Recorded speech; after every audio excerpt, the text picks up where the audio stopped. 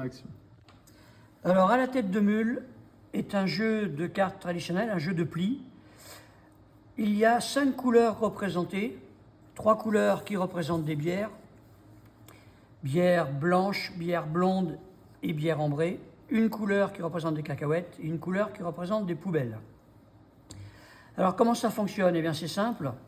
Un joueur, après qu'on ait distribué toutes les cartes, va choisir une carte de sa main, la poser au centre de la table. Les autres joueurs vont devoir poser aussi une carte de la même couleur qui a été demandée. Celui qui aura mis la carte la plus forte va ramasser le pli, sachant que dans chaque couleur, les cartes vont de 1 à 12, 12 étant plus fort que 11, étant plus fort que 10, etc. Celui qui a ramassé le pli va rejouer une nouvelle carte de sa main, et puis ça continue comme ça jusqu'à ce que toutes les cartes aient été jouées. Alors si on n'a pas la couleur demandée à un moment donné, eh bien on peut se défausser d'une autre carte. On va voir quel est l'intérêt de se défausser d'autre chose, parce que notamment la couleur de poubelle, là, est plutôt négative. Alors si on reprend depuis le début, on distribue toutes les cartes. Une fois que toutes les cartes ont été distribuées, chacun regarde son paquet, puis il va choisir une carte de sa main qu'il va donner à son voisin de gauche. Évidemment, tout le monde en donne une. On ne peut pas regarder la carte que l'on reçoit avant d'avoir donné sa propre carte. Une fois que c'est fait, celui qui a cette carte-là en main, avec le décapsuleur, va ouvrir la manche en posant cette carte au milieu de la table. Donc, le premier tour de jeu, c'est forcément cette couleur qui est demandée, donc tout le monde doit fournir. Le pli est ramassé, etc., etc., jusqu'à ce que tout ait été joué. Alors, là où c'est le plus intéressant, et on va dire que c'est le nœud du jeu, une fois que tout le monde a joué, on prend ses plis et obligatoirement on va commencer par regarder dans ces plis si on a récupéré des poubelles. Et les poubelles, on les met les unes à côté des autres. Alors je vais en prendre un petit peu plus. Hop, voilà, par exemple, dans mes plis, j'avais récupéré 4 poubelles. Donc une fois que j'ai posé mes poubelles les unes à côté des autres, je vais regarder si j'ai des cacahuètes. Et je dois mettre une cacahuète par poubelle. S'il me reste des cartes, par exemple de la bière, eh bien je vais marquer 1 point par bière. Donc 4, 5, 6, 7 points.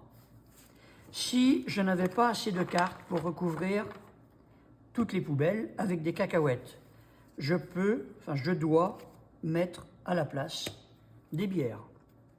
Il faut vraiment que je recouvre toutes mes poubelles. Si je n'ai vraiment pas assez, si je n'avais que ça dans mon pli, eh bien chaque poubelle non couverte, c'est moins 1 point, sachant que c'est celui qui aura marqué le plus de points qui va gagner. Donc après avoir recouvert toutes mes poubelles, s'il me reste des cacahuètes, et que des cacahuètes, eh bien j'ai 0 point, cacahuètes seules ça vaut 0. Donc on a vu que s'il me restait des bières, c'est 1 point par bière. Et maintenant, s'il me reste encore des cacahuètes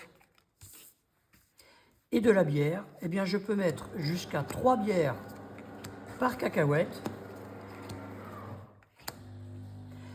Chaque bière, au lieu de valoir 1 point, vaut 2 points, et la cacahuète, puisqu'elle est utile, vaut 1 point. Ça me ferait donc 7 et 7, 14. 1 plus 2 plus 2 plus 2. Voilà comment on compte les points. Donc on peut voir que les poubelles sont embêtantes, il faut s'en débarrasser. Les cacahuètes vont servir un petit peu de lien entre les points et puis les suppressions de poubelles.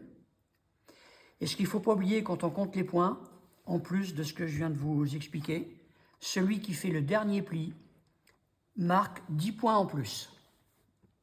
Si vous voulez vous plonger dans l'univers du jeu, nous sommes des apprentis serveurs. Nous avons 7 jours, donc 7 manches pour faire nos preuves, pour être embauchés à la tête de mule.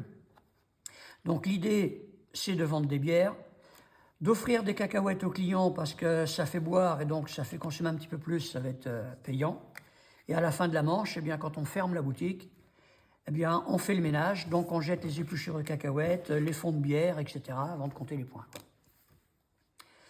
Voilà, vous savez pratiquement tout, sauf que dans la couleur des bleus, la couleur des blondes en fait, là, La 11, qui est une carte très forte, puisque ça va jusqu'à 12, est aussi une carte négative. Vous avez renversé la bière.